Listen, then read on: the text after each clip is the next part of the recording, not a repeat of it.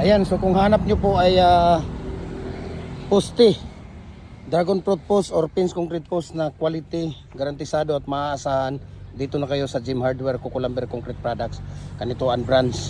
Jim Hardware, Cucolumber Concrete Products, Balulang Branch. Jim Hardware, Cucolumber Concrete Products, Kanituan Branch, Triple A and F Cucolumber. Ang ating personal Facebook account, Felix Tan Pagikan Jr. Ang ating Instagram, Felix_Pagikan 2000. At saka yung ating YouTube, Jim Hardware, Cucolumber Concrete Products. Ating personal Facebook account, Felix Tan Pagikan Jr. Ang ating Instagram, Felix_Pagikan 2000.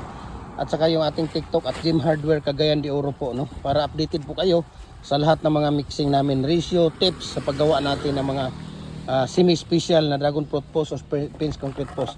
At kung hanap nyo naman po ay mga molder natin, we can ship nationwide, Luzon, Visayas, Mindanao. Kahit ang sulok mo ng mundo, kayang abutin ng ating cargo. Kaya i-message nyo ako, share ko sa inyo ang price list sa shipping details dito. Hollow blocks natin, decorative, RCPC pipe, culvert, electric hollow blocks machine, table saw for wood, and cucolumber natin. Nagpapabricate tayo. Mabuhay and God bless po sa ating lahat. Ayan, diba? Napakabilis. Talagang recommendable po yung molder natin. Bilis lang ilagay yung mating natin, no? Ayan, no? Tapos pwede na nating baklasin, pwede na nating hilain.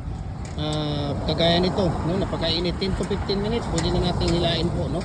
At napakabilis lang po ilagay yung mating natin, no? Hindi pwedeng walang mating, kaya kailangan maglagay tayo ng mating. Mabuhay and God bless po sa ating lahat.